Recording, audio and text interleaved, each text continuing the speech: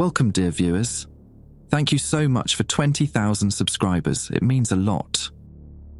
Become a member of Dr. Void family at just 99 cents per month and get exclusive episodes every week. The radiation readings made no goddamn sense.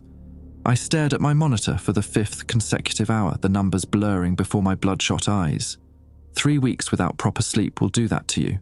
The data from New Horizons shouldn't show these patterns, couldn't show these patterns. Yet there they were, mocking the laws of physics with their impossible values. Jack, you need to see this. My voice sounded hollow in the empty lab.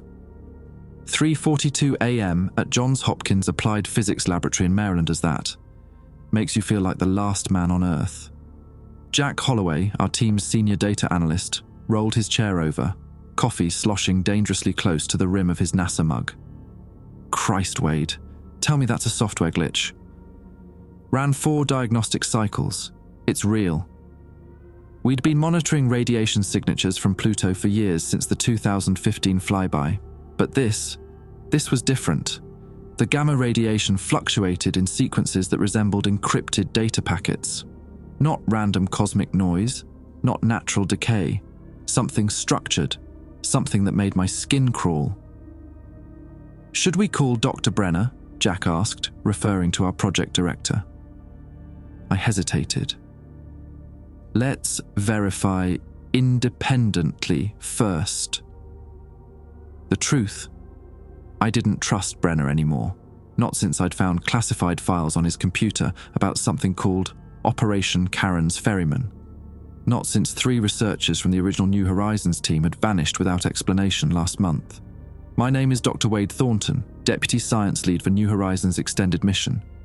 For 6 years, I've studied the furthest reaches of our solar system, but nothing prepared me for what we discovered lurking beneath Pluto's frozen nitrogen plains. The radiation signature first appeared 68 days ago, faint, almost imperceptible. We assumed it was background cosmic radiation, maybe interference from the ship's nuclear power source. But it grew stronger and stranger. It pulsed. Not regularly, but in complex sequences that repeated every 127 hours. The mathematician on our team, Dr. Abrams, said it resembled prime number sequences. Like someone counting, he'd said, before requesting sudden leave 2 weeks later.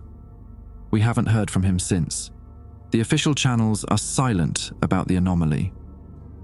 NASA press releases talk about exciting ice formation discoveries while ignoring the radiation that shouldn't exist on a dwarf planet with no geological activity. The internal memos call it Phenomenon K8. Last night I dreamed I stood on Pluto's surface without a suit, breathing normally as I watched lights pulse beneath the ice in the same sequence as our radiation readings. Something massive shifted below me. I woke up with a nosebleed and the taste of metal in my mouth. The radiation is increasing by 0.8% daily. At first, we thought the growth was linear. It's not. It's accelerating. Mathematical models suggest exponential growth beginning next week. Whatever is buried in Pluto's heart is stirring, and I think it knows we found it. The next morning, I dragged myself into the office, looking like I'd been hit by a truck. My reflection in the elevator doors showed a man I barely recognized, stubble advancing toward beard territory, dark circles mapping my insomnia, and a coffee stain on my rumpled button-down that I'd missed entirely. "Morning, sunshine," Jack said as I dropped into my chair. His attempt at humor fell flat when he saw my face. "Jesus, Wade, you look worse than yesterday." "Had the dream again," I muttered, booting up my system. This time I could hear something beneath the ice, like whale song, but wrong. Jack lowered his voice. "You should talk to Dr. Lopez. He's been handling the psychological assessments." "And get pulled from the project?" "No thanks." I pulled up yesterday's radiation readings, noticing the spike around 4 a.m. "Look at this. Another 1.2% increase overnight." "That doesn't match our model." Jack frowned, moving closer to my screen. "None of this matches any model." I rubbed my eyes. Where's Brenner this morning? Video conference with Houston, third one this week. I was about to respond when my computer chimed with a new email. No sender name, just an attachment labeled NH Protocol Update.pdf. Did you get this? I asked, showing Jack my screen. He shook his head. Probably mass distribution. Security's been tightening everything lately. I clicked the attachment. The PDF contained a single page with a JPL letterhead I didn't recognize. At the top, bold text read, Protocol for Handling Phenomenon K8. Below were 5 numbered items. All staff analyzing radiation data must work in pairs. No solo analysis. Limit continuous exposure to raw data feeds to 45 minutes. Report any unusual dreams to medical immediately. No discussion of findings outside secure facilities. If you notice any staff exhibiting unusual behavior, report to security. Unusual behavior? Jack read over my shoulder. That's helpfully vague. I printed the document and closed the email. Something about it felt off, like we were being handled. Have you noticed nobody's talking about Abrams anymore? Or Wilson and Peck? Management said they were reassigned to other projects. All 3 at once? With no goodbyes? Wilson and I had lunch every Thursday for 2 years. Jack shifted uncomfortably. What are you suggesting? Before I could answer, my desk phone rang. The caller ID showed restricted. Dr. Thornton, I answered. Please come to Building D, room 337, immediately. The voice was male, clinical.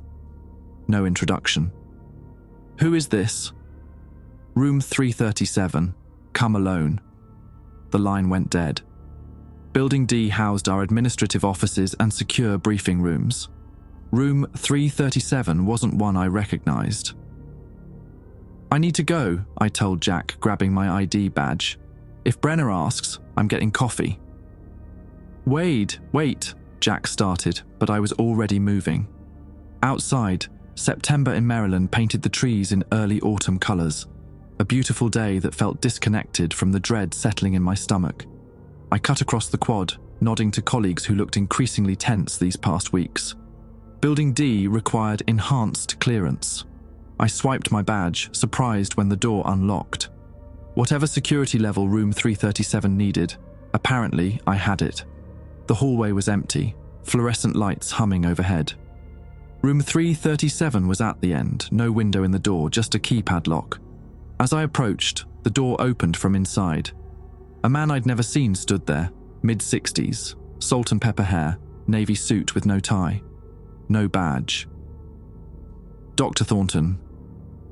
Thank you for coming promptly. His accent was flat Midwestern, his eyes evaluating me with unsettling intensity.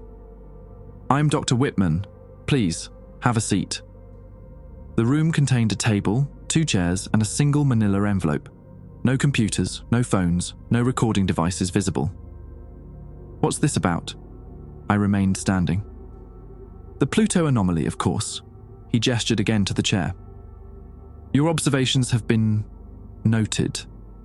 I sat reluctantly. By whom? You're not NASA or JPL. That's not relevant right now. He pushed the envelope toward me. What matters is containing the situation. What situation? We detected unusual radiation. That's a scientific finding, not a situation. Open the envelope, Doctor. Inside was a photograph. Grainy, black and white. The image showed what appeared to be a geometric structure beneath ice, half buried but unmistakably artificial, angular with what might be an entrance. What am I looking at? My mouth had gone dry. That's from the classified New Horizons pass of Pluto's dark side, the one not in public records. My heart thudded against my ribs. We didn't do a dark side pass. Not your team, no. I studied the image closer. Coordinates in the corner placed it in Pluto's western hemisphere, in a region called Cthulhu Macula. Why show me this? Because you're already compromised. The dreams are the first sign. Dr. Whitman's face remained impassive. The radiation isn't just energy, Dr. Thornton. It's data. And that data is changing people. I thought of Abrams's sudden departure, Wilson's increasingly erratic behavior before he vanished. What does it want? That's what you're going to help us find out. He retrieved the photo and envelope. Starting tomorrow, you'll report to me, not Brenner. You'll receive a new security protocol. Follow it exactly. And if I refuse? Dr. Whitman's expression didn't change, but the temperature in the room seemed to drop. That would be unwise, especially given your increased REM activity and nosebleeds. I hadn't told anyone about the nosebleeds. We'll be in touch, he said, standing to signal our meeting was over. Don't discuss this with anyone, especially Holloway. As I left, shaken, my phone buzzed with a text from an unknown number. The protocols arrive tonight. Don't sleep until you've memorized them. I left Building D with my thoughts scattered like puzzle pieces dumped from their box. The photograph burned in my memory, those sharp angles beneath Pluto's surface, too perfect to be natural. I needed time to think, but time was the one luxury I couldn't afford. Back at my desk, Jack watched me with obvious concern. You look like you've seen a ghost. He lowered his voice. Where'd you really go? I remembered Whitman's warning. Just got pulled into a budget meeting. The lie tasted sour. Bureaucratic bullshit. Jack didn't buy it, but let it slide. Brenner's looking for you. Wants the latest radiation models. I nodded, barely hearing him. My mind kept circling back to that structure in the photo. To Whitman's words, the radiation isn't just energy, it's data. The rest of the day passed in a haze. I ran simulations, attended a team briefing, and nodded at appropriate intervals, but I was elsewhere, standing on Pluto's icy surface, watching lights pulse beneath my feet. By 5 p.m, most of the team had cleared out, but I lingered, pretending to finish reports while actually searching for any mention of Dr. Whitman or Room 337 in our personnel database. Nothing. My phone buzzed at 7:12 p.m. Unknown number. Check your mailbox. I left immediately, driving the familiar route to my apartment in Silver Spring. The complex was quiet, most residents settling in for dinner or evening routines. My mailbox contained only a single padded envelope, no postage, no return address, just my name handwritten in black marker. Inside my apartment, I dropped my keys and tore open the package. It contained a small metallic device the size of a smartphone but thicker, with a single button and what looked like a tiny camera lens. Beneath it lay a folded paper with typed instructions. Protocols for containment. Specialist Wade Thornton. My hands trembled as I read. Place the detector in your bedroom, lens facing your bed. Activate before sleeping. Do not discuss dreams with anyone except your assigned handler. Avoid mirrors during the hours of 3 to 4 a.m. If you hear tapping from inside your walls, do not investigate. Cover your ears and recite prime numbers. Do not attempt to map or visualize the radiation patterns from memory. Report any metallic taste in your mouth immediately via secure line. If you feel compelled to draw or write symbols you don't recognize, stop and take the medication in the attached packet. The final item was a small plastic envelope containing 2 red pills. No pharmaceutical markings, nothing to indicate what they contained. What the hell had I stumbled into? I placed the detector on my nightstand, studying it warily. No manufacturer logo, no serial number, nothing to suggest its origin. The craftsmanship was impeccable, the metal cool and strangely heavy in my hand. My phone rang again. Jack. Hey, I answered, trying to sound normal. You bolted pretty fast. Everything okay? Yeah, just tired. Long day. A pause. Wade, listen. There's something weird happening. I analysed those radiation patterns on my own and... His voice dropped. I think they match some kind of language pattern. My pulse quickened. Jack, stop. Don't do any more independent analysis. Why not? This could be the breakthrough. Just trust me. I cut him off, thinking of the vanished researchers. Let's talk tomorrow, okay? Not on the phone. After hanging up, I paced my apartment, the protocols clutched in my hand. Each one felt more absurd than the last. Avoid mirrors? Tapping in the walls? What did any of that have to do with radiation from Pluto? Unless Whitman was right. Unless the radiation was something more. I showered, made a sandwich I couldn't taste, and stared at the news without absorbing a word. At 11 p.m, exhaustion finally won. I activated the detector with a press of its single button. A tiny red light blinked on. Sleep came quickly, but offered no rest. In my dream, I stood in a vast chamber carved from black stone. The walls rose so high they disappeared into darkness, and every surface was covered with intricate symbols that shifted and rearranged themselves as I watched. They resembled mathematical equations, but written in a language that hurt to look at directly. In the center of the chamber sat a massive cube, floating inches above the floor. It pulsed with the same rhythm as our radiation readings, the same sequence of 127 hours compressed into seconds. "Hello, Wade Thornton." The voice came from everywhere and nowhere, as if the room itself spoke. It wasn't sound so much as knowledge suddenly appearing in my mind. "Your species has found us sooner than anticipated." "Who are you?" I asked, my dream voice steady despite my terror. "We are the architects. This is merely an interface." The cube rotated, revealing new faces with different symbols. With each rotation, the chamber temperature dropped until my breath fogged before me. "Your primitive detection devices have activated the beacon. The gates will soon open." "What gates? What beacon?" "The tomb was never meant to contain the dead, Wade Thornton. It contains what is yet to be born." The symbols on the walls began flowing like liquid, streaming toward the cube. As they touched its surface, the cube's pulsing intensified. "We have been waiting for 4.6 billion years. Your sun was young when we arrived." A symbol floated from the cube toward me. As it approached, I recognized it, the same shape as the structure in Whitman's photograph. "The first key has been turned. You will turn the second." The symbol pressed against my forehead, burning cold. I tried to scream but couldn't. 7 days until alignment. 7 keys to the gate. I jolted awake, throat raw as if I'd been screaming. The clock read 3:33 a.m. The metallic detector on my nightstand pulsed with the same rhythm as the cube in my dream, its tiny red light now a harsh blue. My nose was bleeding again, worse than before. I stumbled to the bathroom, avoiding looking at the mirror as per Protocol 3. As I tilted my head back, pinching my nostrils, I noticed something on my hand. A symbol drawn in my own blood. The same one from the dream.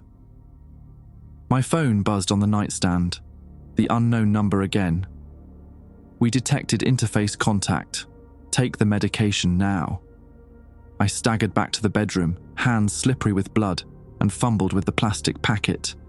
The red pills glowed faintly in the dark, almost imperceptibly. Something inside me, a new foreign part of my consciousness, screamed not to take them. They'll sever the connection. They'll blind you to the truth. I swallowed them anyway, choking them down dry. Within minutes, a profound exhaustion washed over me. The symbol on my hand seemed to fade, though the blood remained. As consciousness slipped away, my phone buzzed one final time. "Protocol update. If you dream of the cube again, do not speak to it. Extraction team on standby." I fell into a dreamless void, wondering if I'd ever truly wake up again. Morning arrived with the taste of copper in my mouth and a foggy head that wouldn't clear. The detector on my nightstand had stopped blinking and sat inert, its purpose fulfilled. I showered mechanically, watching rust-coloured water swirl down the drain, dried blood from my nose, from my hands.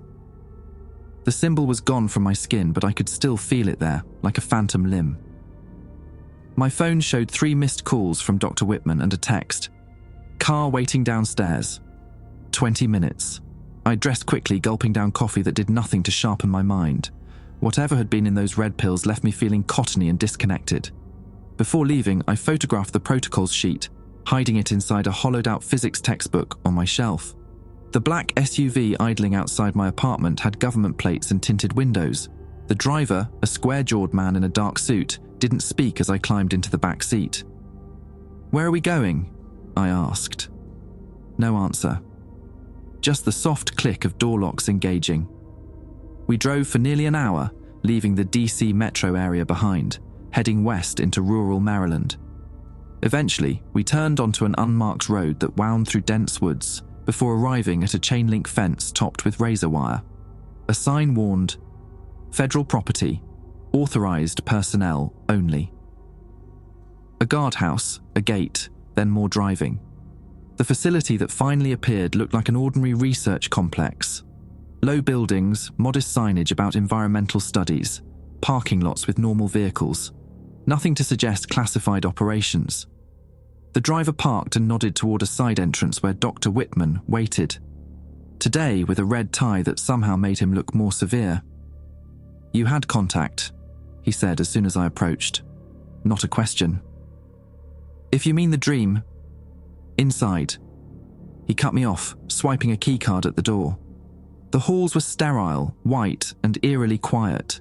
We passed laboratories with shuttered windows and secured doors requiring biometric access. Researchers in white coats glanced up as we passed, their expressions unreadable. Finally, we reached a conference room. Inside waited 3 people. A woman in her 50s with close-cropped silver hair, a younger man with a military bearing despite his civilian clothes, and to my shock, Dr. Abrams, the mathematician who had disappeared from our team weeks ago. "Wade," Abrams nodded, but his usual warmth was absent. His eyes seemed duller, focused on middle distance. "Sit down, Dr. Thornton," the silver-haired woman instructed. "I'm Dr. Morgan, project lead for Operation Karen's Ferryman." I sank into a chair. "What is this place? What happened to Abrams?" "This is where we monitor contamination," Dr. Morgan replied evenly, "and study the signal." "Dr. Abrams experienced what you did," Whitman added. "Contact with the entity." Abrams smiled thinly. "They showed me equations, Wade. Beautiful mathematics, solutions to problems we've been working on for decades." Something felt wrong about his demeanor. Too calm, too accepting. Dr. Morgan placed a tablet in front of me. "Tell us about your dream. Every detail." I described the chamber, the symbols, the cube. Their faces remained impassive until I mentioned the architects. Did it use that exact word? The military man leaned forward. His badge read, "Lawson." "Yes." Said they were the architects and that I was seeing an interface. Whitman and Morgan exchanged glances. "And it mentioned a beacon and gates?" Morgan pressed. "Said the tomb contains what is yet to be born, that I would turn the second key." Lawson swore under his breath. Morgan's expression hardened. "Show us the symbol," Whitman demanded. I drew it on the tablet, an angular shape like an inverted pyramid with lines radiating from its center. Abrams laughed softly. "That's the first key, I saw it too." Morgan turned to Whitman. "We need to sedate him, full cognitive suppression protocol." "Wait," I protested, rising halfway from my chair. "I took your pills. I followed the protocols." "The medication was temporary," Whitman explained. "Now we need more permanent measures." "You're infected, Wade," Morgan said matter-of-factly. "The radiation carries a mimetic signature that alters neural pathways. It's using your mind like an antenna." "For what?" "To broadcast its location," Lawson answered. "To wake up others." Abrams was still smiling that unnatural smile. "They're beautiful, Wade. When you see them fully—" "That's enough," Morgan snapped. I'm not infected." I insisted. I'm thinking clearly. That's what they all say, Whitman sighed. We'll run the standard tests. What followed was a blur of medical procedures, blood draws, brain scans, cognitive assessments. They attached electrodes to my scalp and showed me images, some ordinary, others of symbols similar to those from my dream. They monitored my reactions, murmuring to each other when certain symbols made my pupils dilate or brain waves shift. Hours later, exhausted, I sat in a small examination room while Morgan reviewed results on her tablet. Whitman paced nearby. Your infection level is moderate, Morgan finally said. Still controllable with our current protocols. Unlike your colleague, Whitman added. Abrams is at stage 4. And what's stage 5? I asked. Transformation, Morgan answered simply. The final phase we've observed before, extraction, becomes necessary. The euphemism wasn't lost on me. You killed Wilson and Peck. We had no choice, Whitman's voice hardened. Once the transformation reaches neural tissue, there's no reversing it. Morgan set down her tablet. We need your help, Dr. Thornton. You're in a unique position. Why would I help you? You're talking about putting me in a medically induced coma or worse. Because there are bigger concerns than your individual survival, Lawson said from the doorway. I hadn't noticed him enter. The signal is growing stronger. We've detected it reflecting off satellites, spreading beyond direct transmission from New Horizons. The clock is ticking, Morgan added. 7 days until alignment, just as your entity said. Alignment of what? Pluto, Charon, and Earth, Whitman explained. A straight line that occurs only once every 248 years. The implications hit me. You think something's going to happen when they align. We know something will happen, Morgan corrected. The question is what, and whether we can stop it. What do you need from me? Whitman and Morgan exchanged glances again. We need you to go back, Morgan said. Back into contact with the entity, but prepared this time. Protected. You want me to sleep? I frowned. Not exactly. Whitman gestured for me to follow him. In the next room stood a device that resembled an MRI machine crossed with a sensory deprivation tank. Technicians in lab coats adjusted settings on surrounding equipment. This is the resonance chamber, Morgan explained. It amplifies the signal while containing its effects. You'll be conscious but in a guided dream state. You'll make contact with the entity, Whitman continued, but with our team monitoring every aspect of the interaction.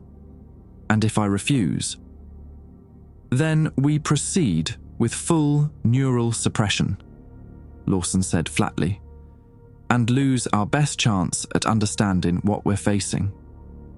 What about Jack Holloway? He was analysing the patterns too. We've already brought him in. Morgan's tone was businesslike. His infection level is minimal so far. The thought of Jack strapped to a hospital bed somewhere in this facility made my decision. I'll do it. On one condition. You let Holloway go afterward. He doesn't know anything significant. We can't make that promise, Lawson began, but Morgan held up a hand. Agreed. If your mission succeeds, Holloway goes free with a minor memory suppressant. I looked at the resonance chamber, feeling a strange pull toward it, a desire I couldn't explain. When do we start? Now, Whitman said. We're already on day 2 of the alignment countdown. The technicians gave me a hospital gown and began attaching sensors to my chest, head, and arms. An IV line delivered what they called a neural catalyst that would help me maintain awareness during the contact. Remember, Morgan instructed as they prepared to slide me into the chamber. You're there to gather information only. Do not agree to anything. Do not accept anything offered to you. And most importantly, do not give the entity your true name if asked. I've already told it my name in the first dream, I admitted. Morgan's face tightened. Then this is even more critical than we thought. As the chamber sealed around me, drowning out external sounds, I felt a moment of pure panic. What if I never came back? What if whatever waited on the other side consumed me like it apparently had Abrams? The technicians' voices came through a speaker by my ear. Neural sync initiating. Radiation signature locked. Contact in 3, 2, 1. The world dissolved. I stood once more in the vast chamber with the floating cube, but now I could perceive more details. The walls weren't stone, as I'd first thought, but some kind of metallic substance inscribed with continuously moving symbols. The floor beneath my feet was transparent, revealing an enormous machine extending downward into darkness. "You have returned, Wade Thornton." The voice resonated through my consciousness. "But you are not alone this time." "Who are you really?" I demanded. "What do you want with Earth?" The cube rotated, its sides now displaying what looked like celestial maps. "We are the vanguard, the first wave. Your species was not meant to find us yet." "Find what? The structure on Pluto?" "Not a structure, a vessel, a seed." The cube projected an image, Pluto's surface cracking open like an egg, something vast and incomprehensible emerging from within. "We have waited in dormancy while your kind evolved. The alignment approaches. The hatching begins." Fear knotted in my stomach. "What happens when it hatches?" "Transformation. Ascension. The next phase of existence." "For who? Humans?" "For those who prove compatible. The others will serve different purposes." The cube expanded suddenly, enveloping me in swirling symbols. I felt Morgan and Whitman's presence fading, the tether to my physical body weakening. "They cannot protect you, Wade Thornton. You have been chosen as the second key. Your mind is already changing." The symbols began flowing into me, burning like ice water in my veins. In the distance, I heard alarm bells, the physical world breaking through. "Find the others. 5 keys remain. When the alignment comes." The connection severed abruptly. I gasped, awake to chaos. Warning lights flashing, technicians shouting. Morgan was barking orders as Whitman and Lawson pulled me from the chamber. "Breach of containment protocols," someone yelled. "Neural activity off the charts." My skin burned where the IV had been. When I looked down, I saw the symbol from before etched into my arm, not drawn in blood this time, but raised like a brand in my flesh. And I knew with terrifying certainty that the architects had found exactly what they were looking for. "Quarantine him," Morgan shouted as technicians scrambled around me. "Full decontamination protocol." I was rushed to a sealed room with transparent walls, a medical containment unit. Through the glass, I watched researchers in hazmat suits gather, pointing instruments at me, taking readings. The symbol on my arm throbbed in rhythm with my heartbeat. "What's happening to me?" I asked when Whitman approached the intercom. "The entity marked you," he replied, face grim. "It's accelerated the infection process." "I'm not infected," I insisted, even as I felt something shifting in my mind. New pathways opening, strange knowledge flooding in. Equations I couldn't possibly understand somehow made perfect sense. Morgan appeared beside Whitman. "Your brain chemistry is altering rapidly. Neurotransmitter levels indicate significant rewiring of your frontal and temporal lobes. You need to sedate me." The words tumbled out before I fully formed the thought. "The red pills, they slowed it before." "Those were temporary measures," Morgan explained. "The marking indicates you've been claimed, fully integrated into its network." Through the glass, I spotted Abrams watching from the hallway, his expression hungry, eager. He pressed his palm against the corridor window, revealing an identical mark on his skin. "How many others are marked?" I asked. 7 total, counting you," Whitman replied, "all from various space agencies and research teams working with deep space telemetry. The significance wasn't lost on me." 7 keys? "Yes," Morgan's voice tightened. "And you're the second." I pressed my hand against the glass. "Where's the first key now?" "Abrams?" Whitman hesitated. "Dr. Abrams was the third.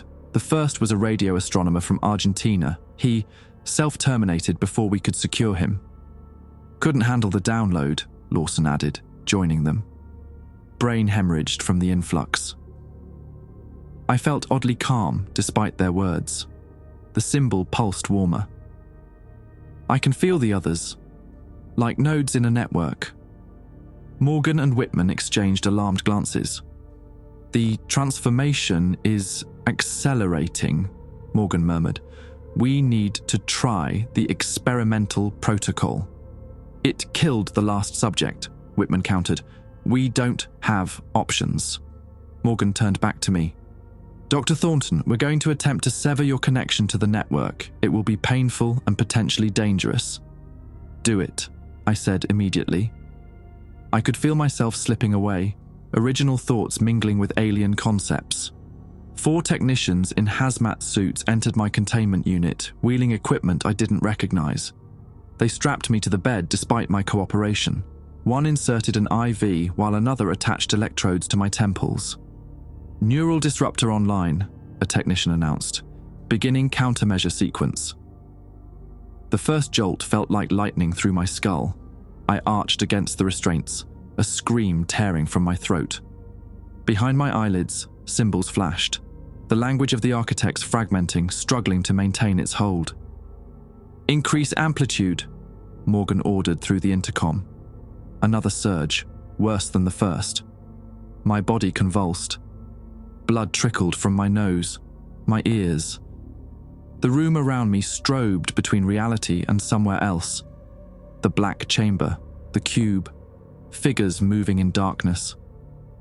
They cannot separate you from us, the voice of the architects whispered. You belong to the network now. Get out of my head, I choked out between jolts. His vital signs are critical, a technician warned. We're losing him. Push through, Morgan commanded. Maximum amplitude. The final surge shattered my consciousness.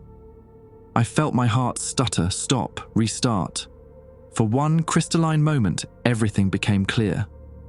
I saw the network spread across Earth like a web, connecting the 7 keys. I saw Pluto's frozen surface and what stirred beneath. I saw the alignment approaching, a cosmic doorway preparing to open.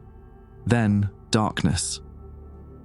I woke hours or days later, my body leaden, mind foggy but blessedly quiet.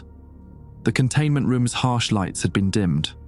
An oxygen mask covered my face, and monitors beeped steadily nearby. Whitman sat in a chair beside my bed, studying a tablet. He looked up when I stirred. You're still with us, he observed, setting the tablet aside. Impressive. I tried to speak, failed, tried again. Did it work? Partially. He pressed a button to elevate my bed slightly. The procedure damaged the connection but didn't sever it completely. You're still carrying the mark, but its influence has been muted.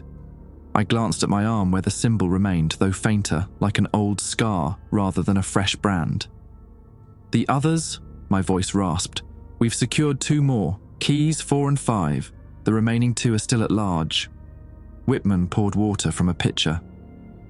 Dr. Abrams didn't survive his treatment. The connection was too advanced.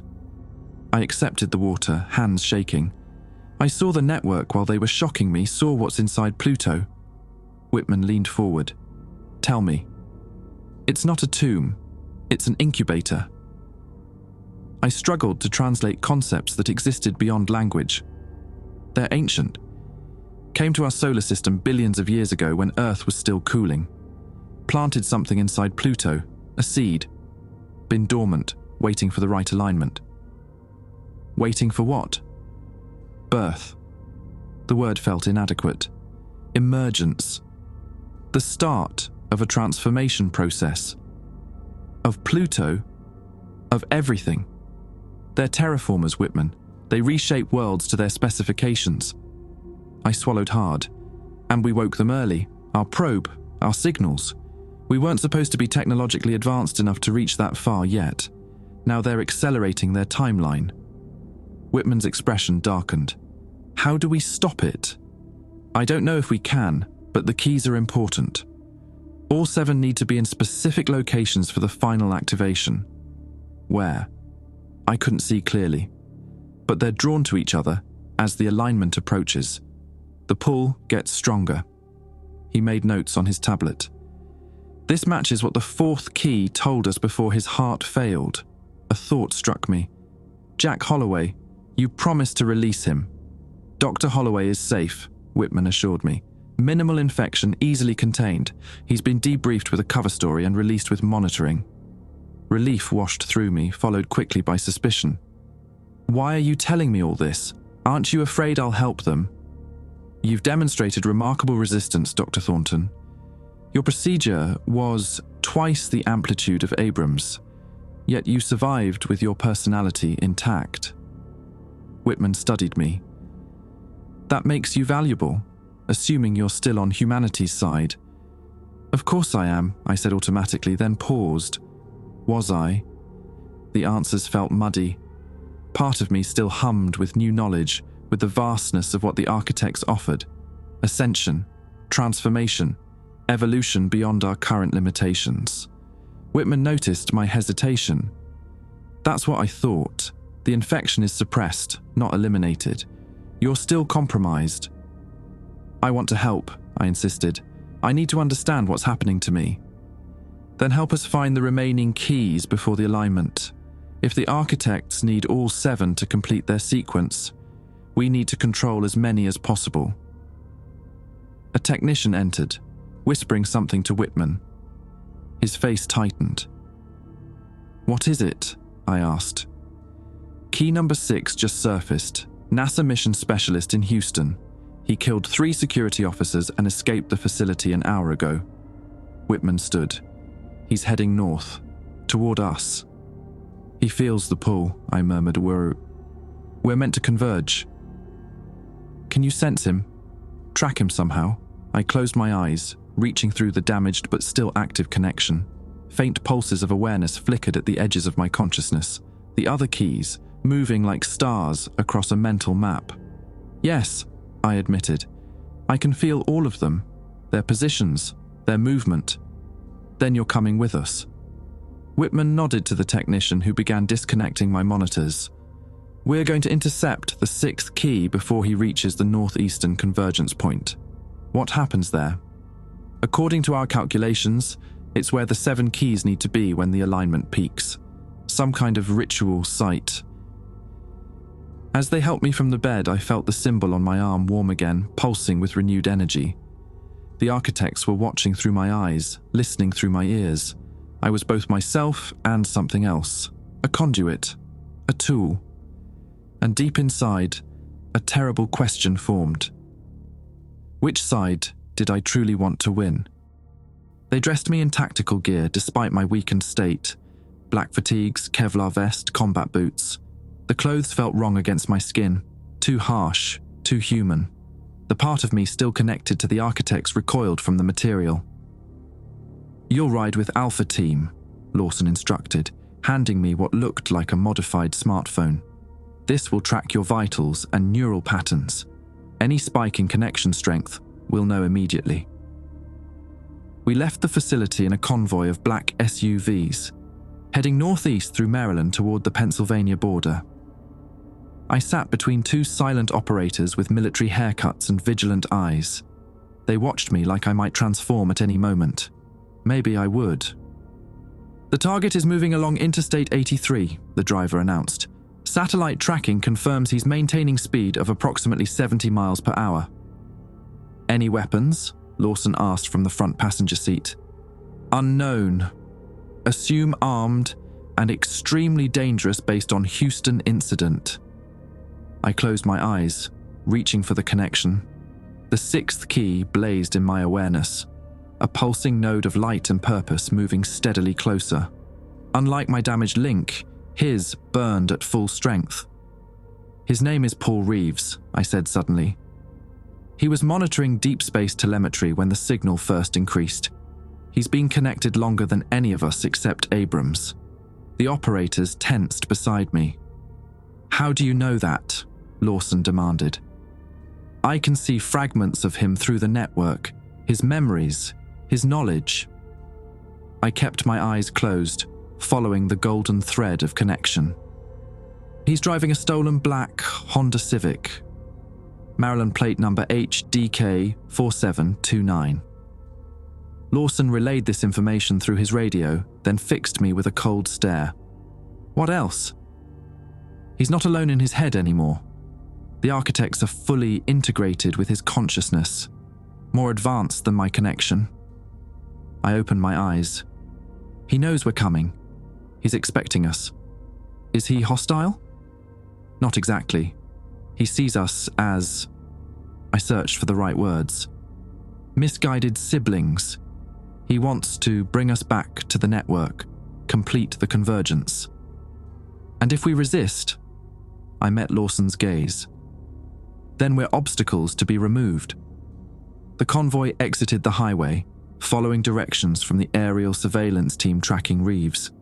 We wound through increasingly rural areas, farms giving way to dense woodland. The navigation system indicated we were entering the southwestern edge of the Appalachian Mountains. As we drove deeper into the forest, my connection to the network strengthened.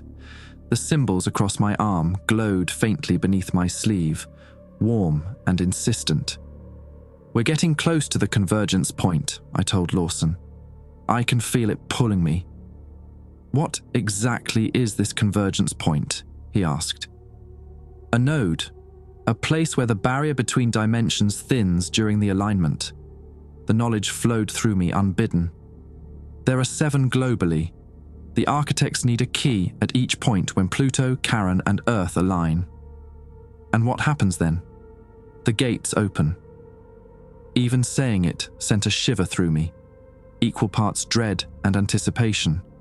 The seed emerges. The radio crackled. Target vehicle spotted, approaching from the south on Route 15. Move to intercept, Lawson ordered. Non-lethal containment only. We need him alive. Our convoy accelerated, tires churning up dirt on the narrow forest road. Through the trees ahead, I glimpsed movement, a black car speeding along a parallel route. There, I pointed. That's him. The operators readied what looked like tranquilizer rifles. Lawson pulled out a handgun, checking the magazine. That won't stop him, I warned. It's not for stopping, it's for slowing. The convoy split, 2 vehicles breaking off to circle around and cut off Reeves's escape route. Our SUV accelerated, bursting through the tree line onto the main road just as Reeves's Honda sped past. What followed was a chaotic blur of screeching tires and shouted commands. Our driver executed a perfect maneuver, forcing Reeves's car off the road. It fishtailed, then skidded sideways into a shallow ditch. Target contained, the driver reported. Proceeding with extraction. Operators poured from the vehicles, surrounding the Honda with weapons raised. Lawson gripped my arm. Stay here. If he's as connected as you say, you two in proximity could trigger something. I nodded, but the pull was becoming irresistible, a magnetic force drawing me toward the other key. The symbol on my arm burned brighter, visible now even through the fabric of my sleeve.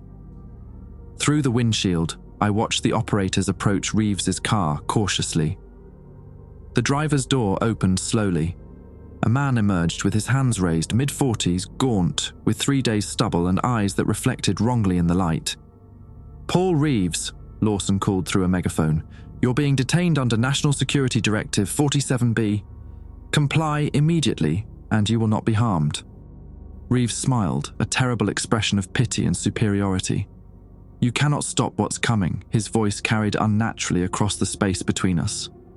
The awakening is already underway. Then his eyes found mine through the windshield. Recognition flashed between us.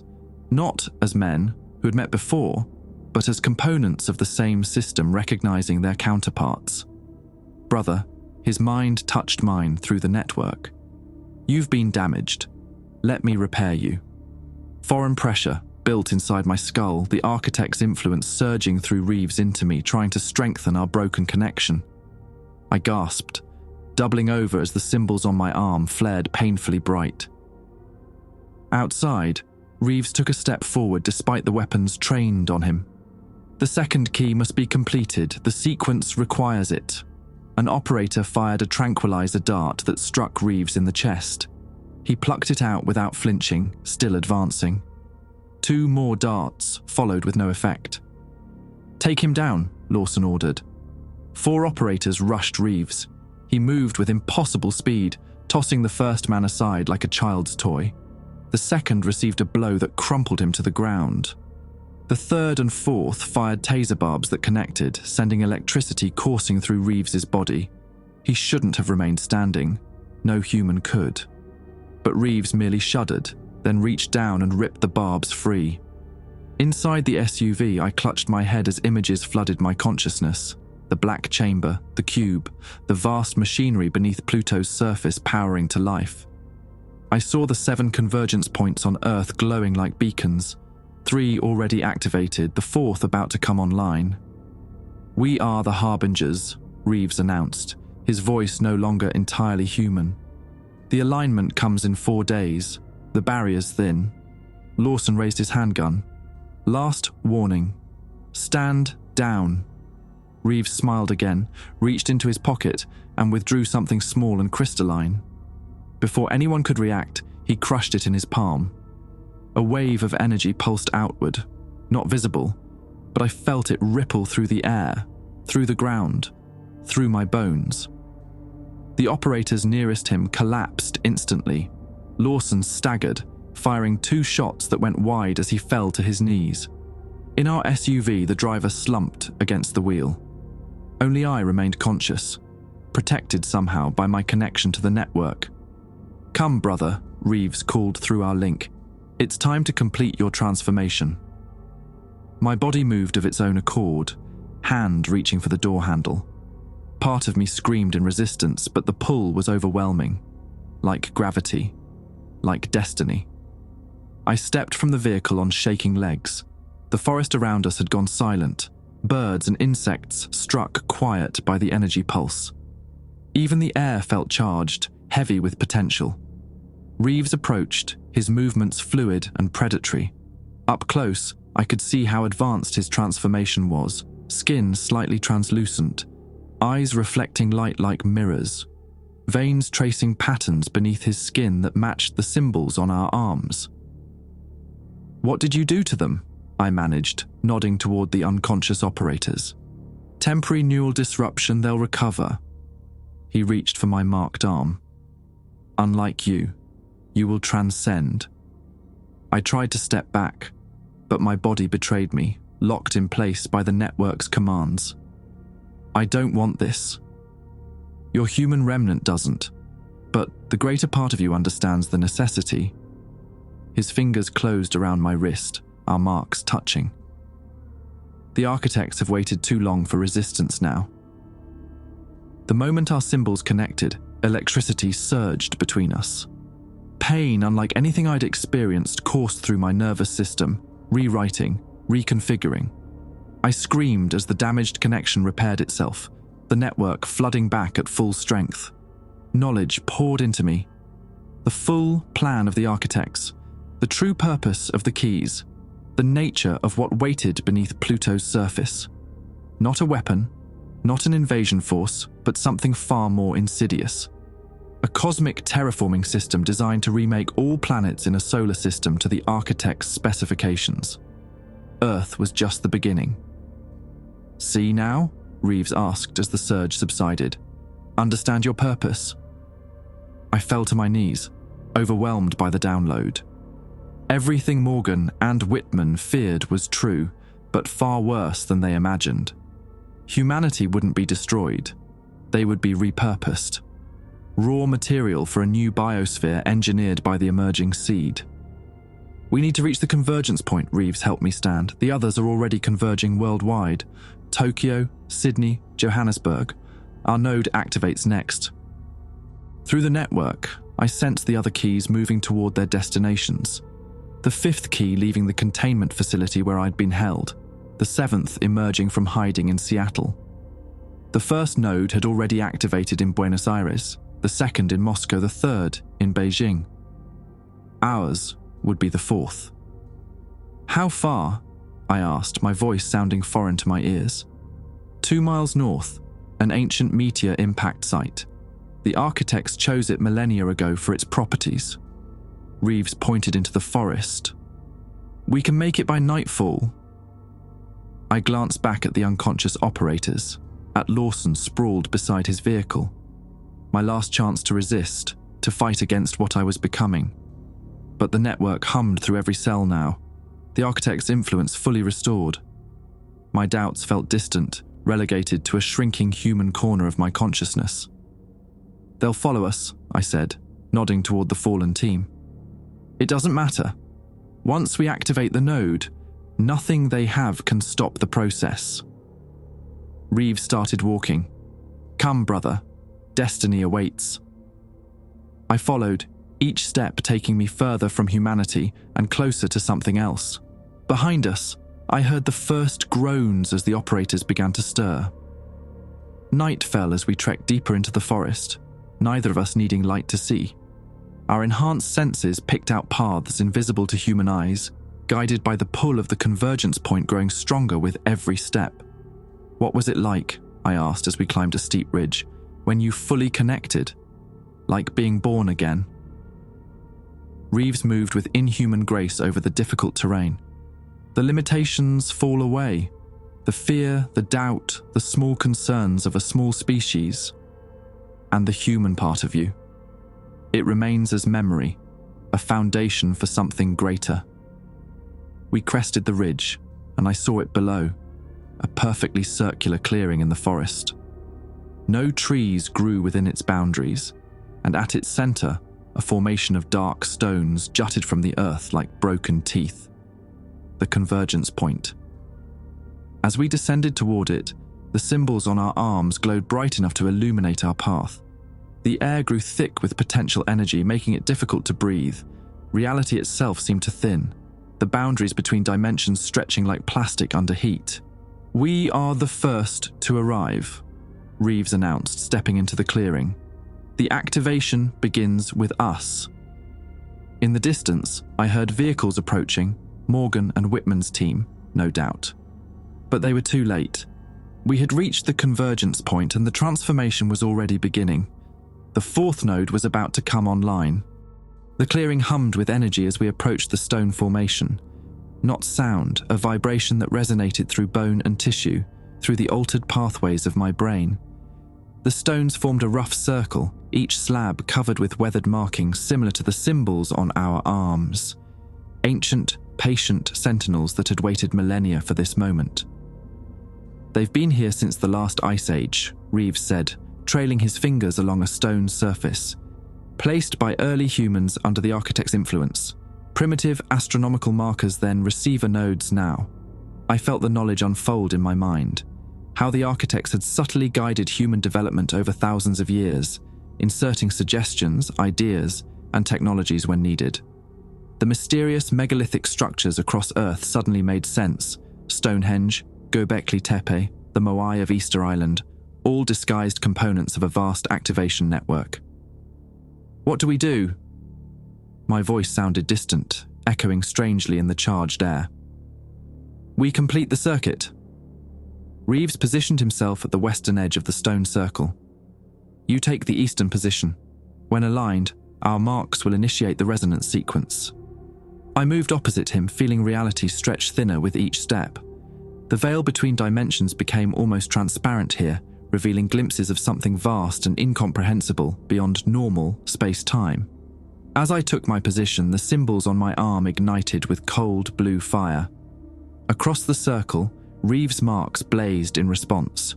Between us, the air shimmered, distorting like heat waves but carrying a distinctive chill. Join your consciousness with mine, Reeves instructed. Let the network flow through both simultaneously. I closed my eyes and felt myself expanding beyond physical boundaries.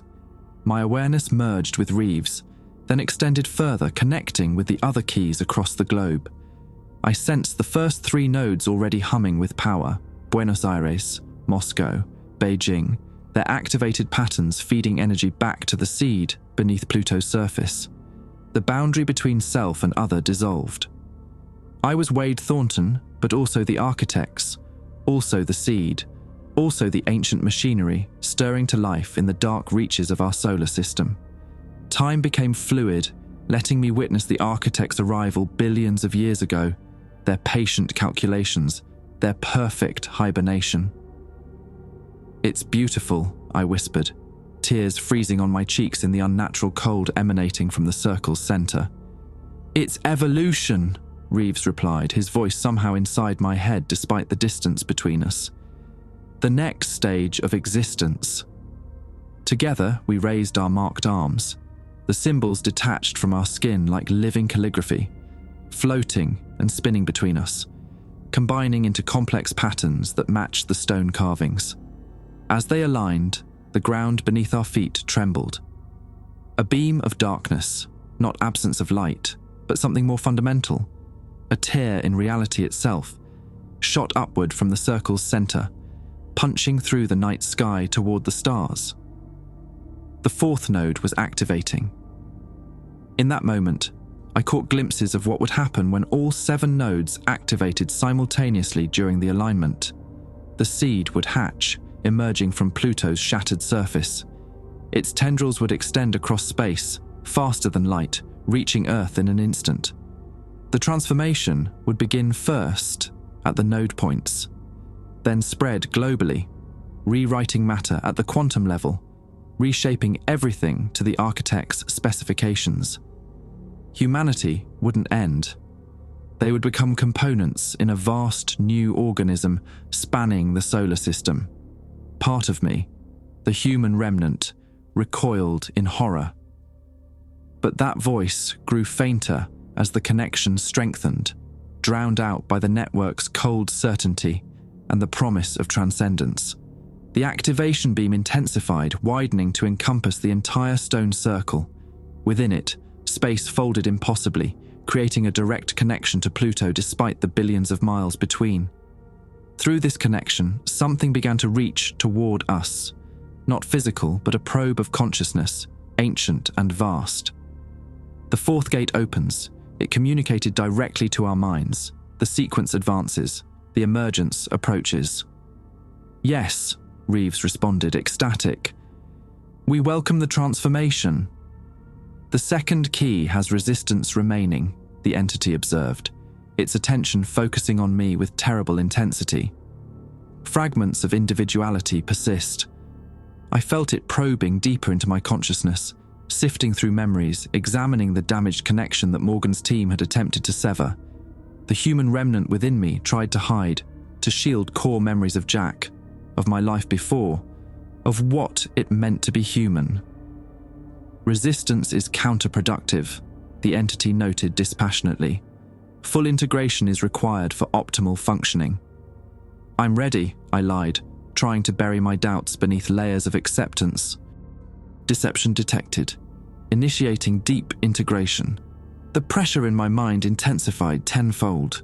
I screamed as the entity forced its way through my remaining mental barriers, rewriting neural pathways, erasing emotional attachments, optimizing my consciousness for network functionality. Images flashed before me, my childhood home distorted and alien, my parents' faces blurring until unrecognizable, my years of scientific work reduced to stepping stones toward this moment. The entity was methodically stripping away everything that made me Wade Thornton, leaving only a perfect conduit for the architect's will. "Stop fighting," Reeves urged from across the circle. "Surrender brings peace." I fell to my knees, clutching my head. In the distance, through the trees, flashlights bounced, Morgan's team approaching fast. Too late to stop the node activation, but perhaps not too late to stop me from becoming fully integrated. The human remnant seized this desperate hope. As the entity rewrote my brain, I focused on one memory they couldn't erase because they didn't know to look for it, the protocols hidden in my physics textbook at home. The 7th rule, missing from the official list. The rule Morgan had whispered to me just before the neural disruption procedure. If integration exceeds 87%, recite the prime number sequence backward from 97. It creates a dissonance pattern they cannot process. With the last flicker of my humanity, I began. 97, 89, 83. The entity paused, its attention shifting. Algorithmic anomaly detected. 79, 73. Integration disrupted. Recalibrating. 71, 67, 61. The pressure in my mind wavered. The activation beam fluctuated, its perfect column of darkness rippling like water. Cease numerical sequence, the entity commanded, its calm facade fracturing. 59, 53, 47.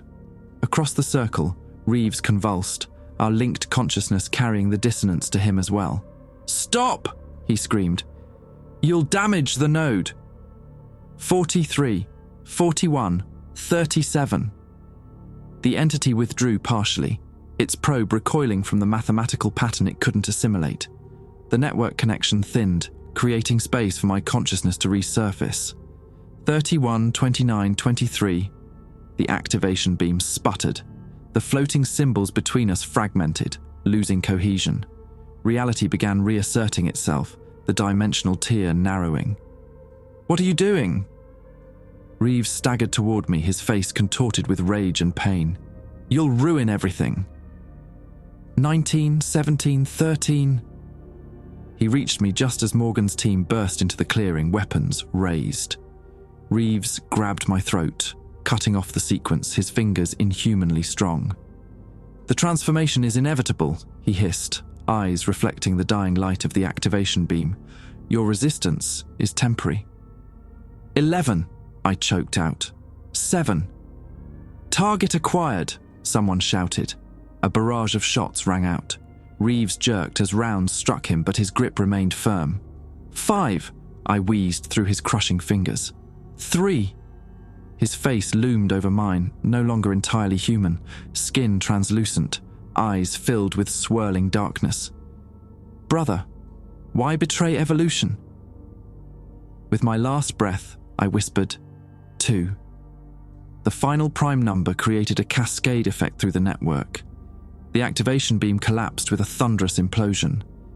The dimensional tear sealed violently, releasing a shockwave that knocked everyone in the clearing off their feet. In the sudden darkness, I felt the entity's presence recede, the connection to the network severing not cleanly, but jaggedly, painfully. My consciousness snapped back into the confines of my skull, alone for the first time in days. Flashlights swept the area. Combat boots crunched on frost-covered grass. "Dr. Thornton," Morgan's voice. "Status." I couldn't move, couldn't respond. Every neuron felt scorched, every thought fractured. But I was myself again, mostly. Hands rolled me over. Morgan's face appeared in a flashlight beam, her expression tense. "Did you complete the sequence?" "Yes," I managed. "Node disrupted." Relief flashed across her features. "Get a medical team in here. And secure Reeves." More lights. More voices. Someone checked my pulse. Shined a penlight in my eyes. Through the chaos, I caught glimpses of Reeves being restrained. 6 operators pinning him down as he thrashed with inhuman strength. "The convergence is inevitable," he shouted. "The other nodes still activate. The sequence continues." "What's he talking about?" Lawson demanded, appearing at Morgan's side. "The disruption is temporary," I explained, throat raw. "We've only delayed this node's activation. The others are still online." "How long do we have?" "Hours, maybe. The network will compensate, reroute power from the active nodes." Morgan helped me sit up. "Can you still sense the other keys?" I closed my eyes, reaching for the connection that had been so overwhelming minutes ago. It remained, but fragmented, distorted, like trying to tune a radio through heavy interference. "Barely. The connection is damaged." "Can you find the remaining keys? Lead us to them?" "Maybe. But I'll need to reconnect more fully to do it." I met her gaze. "That means risking integration again." "We have a modified neural suppressant that might help," she said. "Based on what we learned from your case, it could let you access the network while maintaining your autonomy.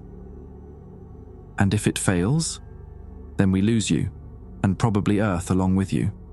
Her expression hardened. "It's your choice, Dr. Thornton. But understand, the alignment happens in 3 days, regardless. If all 7 nodes are active when it does." She didn't need to finish the sentence. I'd seen what would happen through the network, the transformation, the remaking of our world into something unrecognizable. "I'll do it," I said finally. As medics loaded me onto a stretcher, I caught a final glimpse of the stone circle. The ancient markers still stood, patient as ever. The activation had failed for now, but the stones would wait.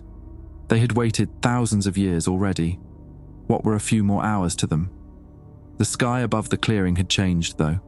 Where stars had shone before, now strange distortions rippled, after effects of the dimensional tear. Through these ripples, I sensed the seed stirring beneath Pluto's surface, awakening from its billion-year slumber. The architects knew we were fighting back now, and they were accelerating their plans accordingly. The helicopter thundered through pre-dawn darkness, its medical bay converted into a mobile laboratory. I lay strapped to a gurney as Dr. Morgan prepared the neural suppressant, a luminous blue liquid in a syringe that seemed to absorb rather than reflect light. "This is experimental," she warned, tapping air bubbles from the needle. "Developed after studying Abram's brain tissue post-mortem, it should allow limited network access while maintaining your autonomy." "Should?" I raised an eyebrow. "Nothing about this situation came with a manual, Dr. Thornton." She swabbed my arm. "The compound creates a selective barrier in your synaptic junctions. Think of it as a firewall between you and the architects." Whitman monitored vital signs from a bank of portable equipment. "The alignment occurs in 67 hours. The active nodes are already compensating for the 4th disruption. Our satellite imaging shows energy signatures increasing at the Buenos Aires, Moscow, and Beijing locations." "What about the other keys?" I asked. "5th key is in custody. We extracted him from the facility after your escape. Still sedated. 6th key is Reeves, now secured. 7th is moving towards Seattle." "The 7th convergence point," I confirmed, knowledge bubbling up from the fragmented connection. "On a small island in Puget Sound, sacred to local indigenous people for thousands of years. We have teams en route, but without knowing exactly which island." Morgan trailed off. "That's where I come in," I finished for her. "Yes." She positioned the needle at my neck, the fastest route to the brain. "We'll be monitoring your neural activity constantly. If integration exceeds 40%, we pull you out immediately.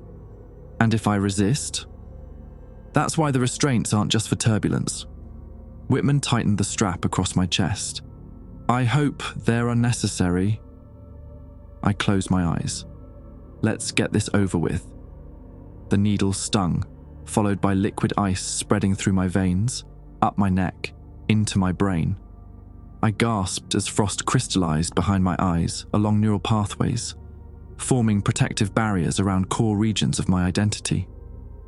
"Phase 1 complete," Morgan announced, checking readings. "Neural protection established. Beginning network reconnection."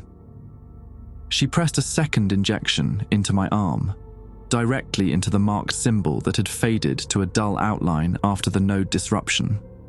This liquid burned in contrast to the first, molten metal flowing into the symbol's grooves, reactivating dormant connections. Reality fractured around me. The helicopter interior remained visible, but overlaid with another plane of existence, the black chamber, the cube, the machinery beneath Pluto's surface. 2 worlds occupying the same space. "Connection re-establishing," Whitman reported. "Neural activity spiking in temporal and parietal lobes. The architect's presence returned, distant, muffled, but unmistakable, like voices underwater. Their attention fixed on me with predatory focus. The 2nd key resists integration. Anomalous barrier detected." "I can hear them," I gasped. "They know what we're doing." Morgan leaned closer. "Can you locate the 7th key?" I pushed past the architect's scrutiny, reaching through the network for the distinctive signature of the final key. The connection map unfolded in my mind. 6 points of light across Earth's surface, the 7th moving steadily toward Puget Sound. Nathan Blackwood, I said, the knowledge flowing through the network. Astronomer at Green Bank Observatory, specialized in deep space radio anomalies. He's driving north from Portland now, following Interstate 5. Whitman relayed this information through a secure channel. Description? Vehicle? I probed deeper, wincing as the architects pushed against my mental barriers. 6'2", beard, glasses, driving a white Toyota 4Runner Oregon plates. He's fully integrated, been connected for months without detection. The convergence accelerates, the architects communicated. Your interference is noted but inconsequential. The alignment proceeds. Images flooded my consciousness. Pluto's surface cracking, the seed unfurling massive tendrils into space, the transformation spreading across Earth from the active nodes. The timeline had compressed. The architects were adapting. They're accelerating the sequence, I warned. The seed is already beginning to awaken. How? Morgan demanded. The alignment is still days away. They're compensating by increasing power through the active nodes, channeling energy from Pluto directly. I struggled against the restraints as pain lanced through my skull. The 7th node is critical now. It completes the circuit. Whitman studied a tablet displaying real-time data from observatory feeds. Pluto's showing increased gamma radiation, surface temperature rising. They're right. Something's happening ahead of schedule. The helicopter banked sharply as the pilot received new coordinates. We were redirecting to Seattle, joining the hunt for Blackwood. Through the network, I sensed the 7th key's anticipation, his eagerness to complete the circuit and fulfill his purpose. What exactly happens if all 7 nodes activate? Whitman asked. Think of it as a planetary acupuncture, I explained, translating alien concepts into human terms. The nodes create meridian lines of energy across Earth's surface. When aligned with Pluto and Charon, they form a multidimensional circuit. The seed uses this circuit to transmit its transformation sequence. And this transformation? It rewrites matter at the quantum level, reshapes biology, physics, even time. Earth becomes... I struggled with the concept. A nursery for the next stage of the architect's evolution. Morgan's expression hardened. And humans? Components, raw material. Some might retain consciousness as specialized units in the new organism. Most would be repurposed entirely. The clinical description belied the horror of what I'd glimpsed. Billions of people unmade and remade, their constituent atoms rearranged into new forms, new purposes. Not death exactly. Something beyond death, beyond humanity. Integration at 32%, a technician warned, rising steadily. Morgan adjusted the drip-feeding suppressant into my system. We need to reduce the connection. Not yet, I insisted. I need to see something. I pushed deeper into the network, past the surface information about the keys, into the architect's actual consciousness. The suppressant created a buffer, allowing me to observe without being absorbed. What I found stunned me. They're afraid, I whispered. Afraid? Whitman scoffed. Of what? Failure. This isn't their first attempt. Knowledge unfurled in my mind. They've seeded dozens of solar systems over billions of years. Most failed to develop suitable host planets. Some produced intelligent species that discovered and destroyed the seeds before activation. I saw it then, the pattern of the architect's existence. Not conquerors but refugees, fleeing the death of their original universe, spreading seeds across countless galaxies, hoping some would flourish. Desperate for survival. They didn't expect us to reach Pluto so soon, I continued. Our technological development outpaced their models. They're rushing the process now, afraid we'll find a way to destroy the seed if given time. Is that possible? Morgan asked. Could we destroy it? I probed the network for answers but hit barriers, information the architects kept guarded even from their keys. Unknown, but they believe it's possible, which means... A surge of pain cut me off as the architects detected my intrusion into restricted knowledge.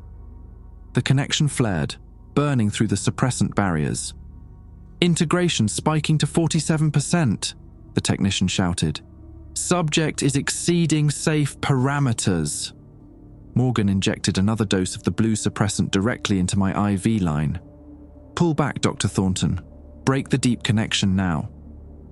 I fought to withdraw from the network's grasp, to retreat behind the chemical barriers. The architects resisted, trying to maintain their hold. For a moment, I was caught between worlds, part of me here in the helicopter, part absorbed into the vast alien consciousness. "Your resistance is counterproductive," they communicated. "The transformation brings transcendence, not destruction." "You're reshaping our world without consent," I argued, aware I was speaking aloud, "erasing what makes us human. Humanity is a transitional state, a developmental phase, not an endpoint." "It's our phase," I insisted, "our choice."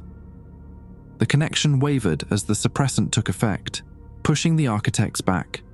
Their presence receded grudgingly, leaving final fragments of communication. "The 7th node activates regardless of your intervention. The alignment concludes the cycle. The seed emerges."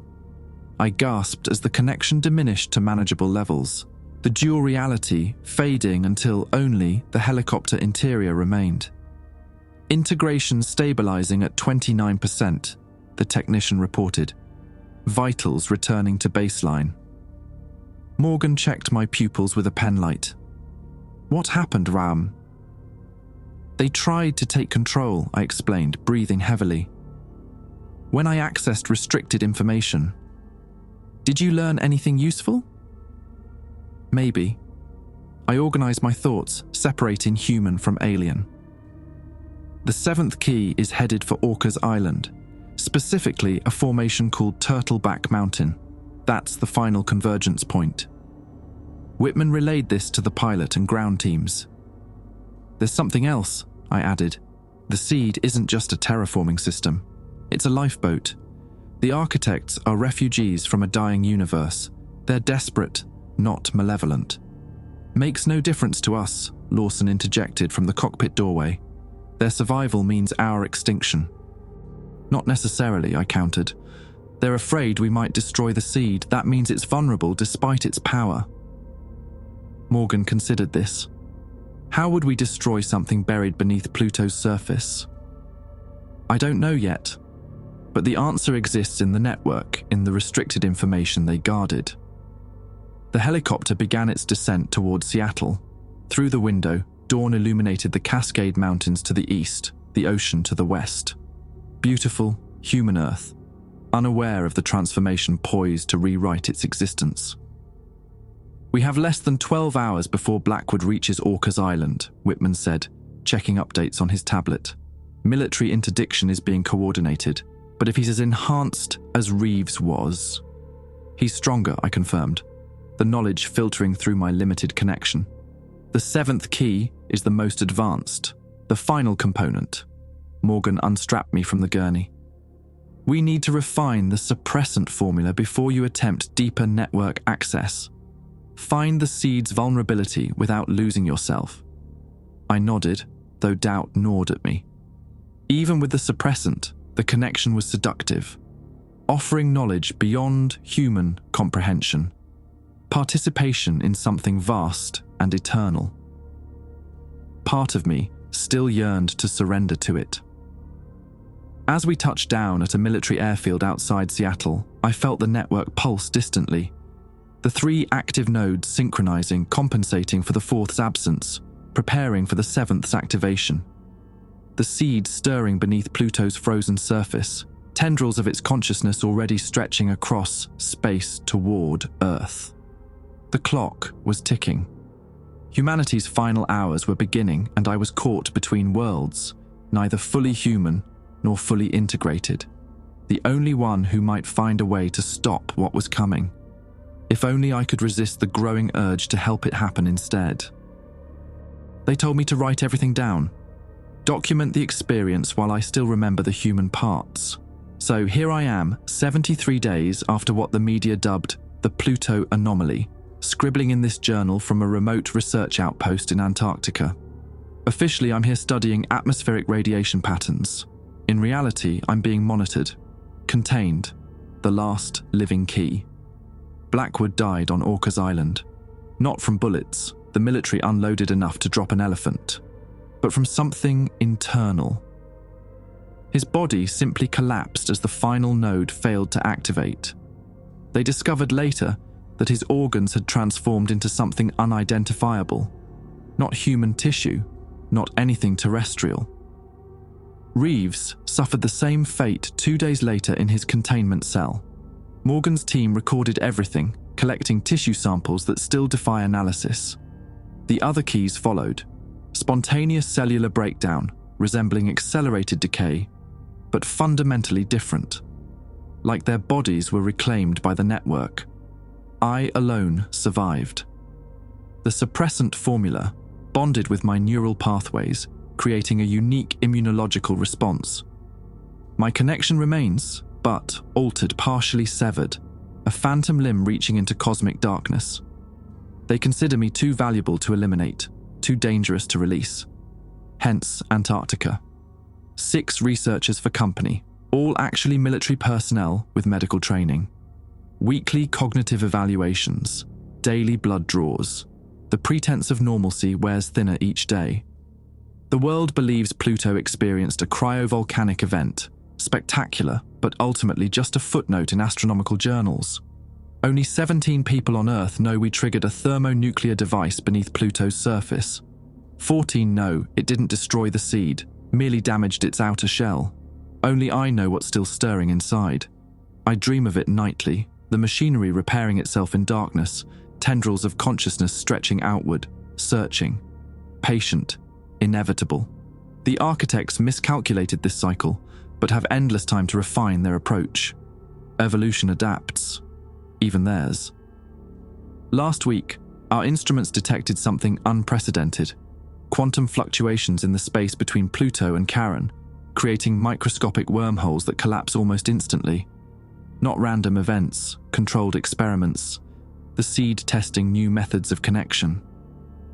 I submitted my report through proper channels. The response came directly from Whitman. Continue observation, tell no one. They don't understand what we're facing. The architects don't think in terms of years or decades or even centuries. Their conception of time encompasses cosmic epochs. This setback means nothing to them. Morgan visited yesterday, her first appearance since my relocation. She brought updated suppressant formulations and a single question. Could we destroy it permanently? I told her what the network had revealed in those final moments before the nuclear detonation. The seed isn't just on Pluto, it is Pluto. The dwarf planet is merely the outer shell, the protective casing built around the embryonic entity 4 billion years ago. We injured it, but complete destruction would require annihilating the entire celestial body. She left without commenting, but her expression revealed enough. Such an operation exceeds our technological capabilities. The most terrifying truth remains mine alone. What grows within Pluto isn't unique. There are others. Dormant seeds planted throughout our solar system, throughout our galaxy, waiting for the right convergence, the right alignment, the right evolutionary moment. The connection weakens daily as the suppressant does its work. Soon I'll be fully human again, cut off from the network permanently. I should feel relieved. Instead, I find myself standing outside the research station at night, eyes fixed on the stars, fighting the inexplicable urge to remove my gloves in the killing cold. Some part of me still wants to connect. Some part of me knows this isn't over. The architects are patient, and I hear them calling.